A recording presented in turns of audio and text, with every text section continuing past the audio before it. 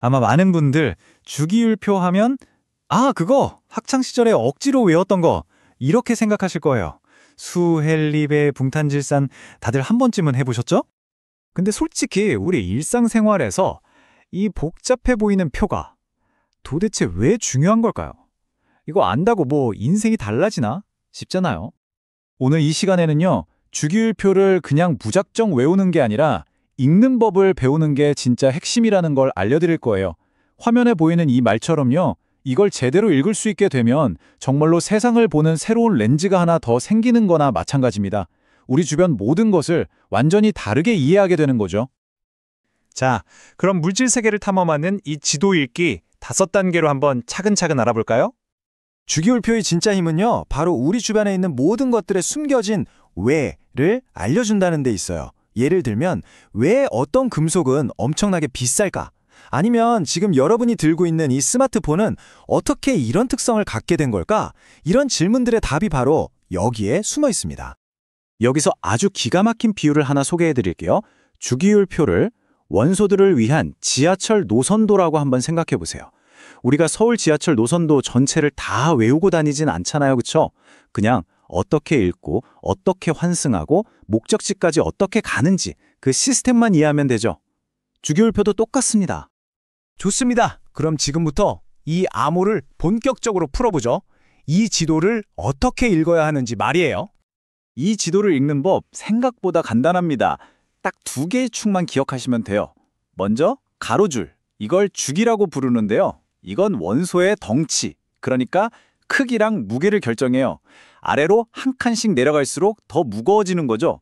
그리고 세로줄, 이건 족이라고 하는데 말 그대로 가족이라고 생각하면 딱 맞습니다. 같은 세로줄에 있는 애들은 성격이나 행동 방식이 아주 비슷한 한 가족인 셈이에요. 자, 그럼 여기서 질문. 왜 같은 세로줄, 그러니까 같은 가족끼리는 성질이 비슷할까요? 그 비밀은 바로 가장 바깥쪽에 있는 전자에 있습니다. 이 전자가 다른 원소랑 만나서 악수하는 손 같은 역할을 하거든요. 이 손이 몇 개냐에 따라 화학 반응이 결정되는데 같은 가족은 이 손의 개수가 똑같은 거예요. 모든 화학 반응은 결국 이 바깥쪽 전자들이 서로 밀고 당기는 과정에서 일어나는 겁니다. 자, 이렇게나 체계적인 표가 대체 어떻게 탄생했는지 궁금하지 않으세요? 한 천재의 기막힌 아이디어에서 시작됐다고 하는데요. 그 탄생 비화를 한번 따라가 보죠. 19세기 중반쯤 되니까요. 세상이 정말 복잡해졌어요. 발견된 원소만 60개가 넘어가면서 화학자들은 말 그대로 정보의 홍수 속에서 허우적거리고 있었죠. 이걸 어떻게든 좀 깔끔하게 정리할 방법이 정말 절실했던 시기였습니다. 바로 이때 드미트리 멘델레예프라는 사람이 등장합니다. 이 사람은 화학자이기도 했지만 엄청난 카드게임 광이었다고 해요. 전해지는 이야기에 따르면 자기가 제일 좋아하던 카드게임의 규칙을 원소에 적용하다가 유레카! 하고 외치는 순간을 맞이했다고 합니다. 멘델레이프가 한 방법은 정말 기가 막혔습니다. 일단 원소 하나하나의 정보를 카드에 적어요. 그리고 그걸 원자 무게순으로 쭉 늘어놓죠. 그러다 성질이 비슷한 녀석들이 나타나면 걔네들을 같은 세로줄로 묶는 거예요. 근데 진짜 소름 돋는 천재성은 바로 이 4번째 단계에 있습니다. 바로 과감하게 빈칸을 남겨놓은 거죠. 그냥 있는 것만 정리한 게 아니라 아직 발견되진 않았지만 분명 여기엔 이런 성질을 가진 원소가 있을 거야 라고 예측하고 자리를 비워둔 겁니다.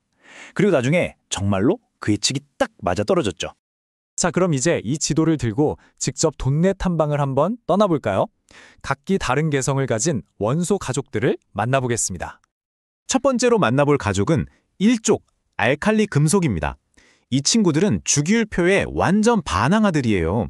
얼마나 반응성이 크냐면 물에 넣으면 펑 하고 폭발할 정도거든요. 언제나 화학 반응을 일으킬 기회만 노리는 아주 활발한 녀석들이죠. 바로 그 옆 동네에는 조금 더 차분한 이웃들이 살고 있어요. 이족 알칼리 토금속입니다. 이름에서 알 수 있듯이 흙, 즉 지구의 지각에 아주 풍부하게 존재하고요.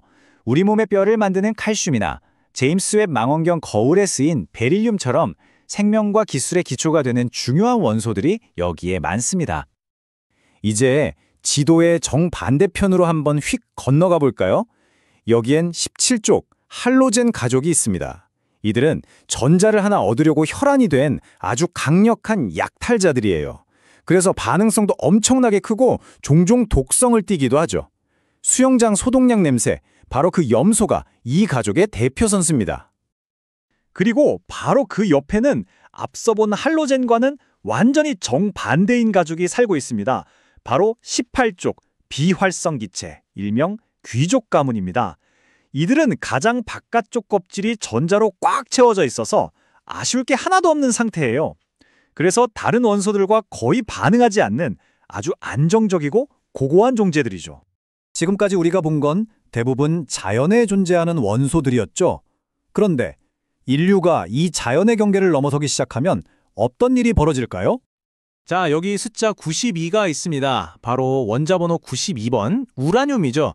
이 우라늄이 바로 지구에서 자연적으로 발견되는 가장 무거운 원소입니다.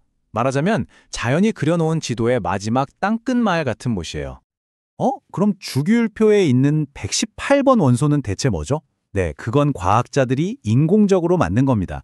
입자 가속기라는 거대한 장치에서 원자들을 어마어마한 속도로 충돌시켜서요. 하지만 이렇게 태어난 초우라늄 원소들은 대부분 극도로 불안정해서 어떤 건 10억 분의 1초보다도 짧은 찰나의 순간에만 존재했다가 사라져버립니다. 아니, 잠깐만요. 그렇게 눈 깜짝할 사이에 사라져버린다면 대체 왜, 뭐 때문에 만드는 걸까요? 쓸 수도 없는데 말이죠. 그 답은 바로 인류의 순수한 탐구 정신에 있습니다. 우리가 아는 물리법칙의 한계가 어디까지인지 시험하고 이 세상에 존재하지 않았던 완전히 새로운 물질의 속성을 발견하기 위해서죠. 과학자들은 저 멀리 이 불안정한 원소들의 바다 너머에 아주 무겁고 새로운 원소들이 안정적으로 존재할 수 있는 미지의 안정성의 섬이 있을 거라고 꿈꾸고 있습니다. 그곳에 도달하려는 여정인 셈이죠. 전설적인 물리학자 리처드 파인만은 한 걸음 더 나아가서 원자 번호가 137번쯤 되면 우리가 아는 물리법칙 자체가 붕괴될지도 모른다고 예측했습니다. 어쩌면 우리 원소 지도에 넘을 수 없는 명확한 한계가 존재할 수도 있다는 아주 도발적인 생각이죠.